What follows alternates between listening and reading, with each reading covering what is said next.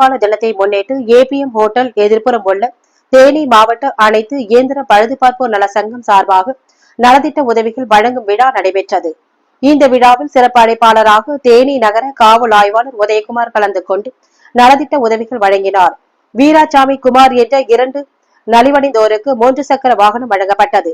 வாகனத்தின் மதிப்பு 50,000. மேலும் நலிவடைந்த பெண்களுக்கு 30 நபர்களுக்கும் சேலை மற்றும் வேட்டி வழங்கப்பட்டது.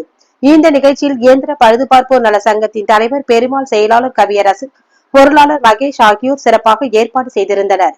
பின்பு வந்திருந்த நலிவடைந்தவர்கள் மற்றும் பொதுமக்களுக்கு அன்னதானம் வழங்கப்பட்டது.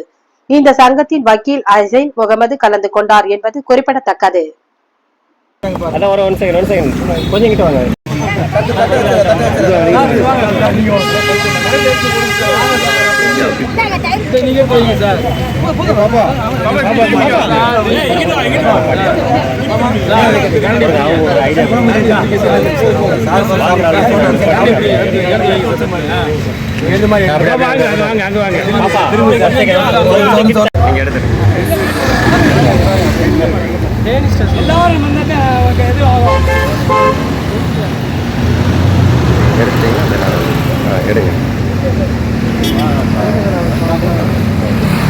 சார் அப்படியே இருங்க சார்.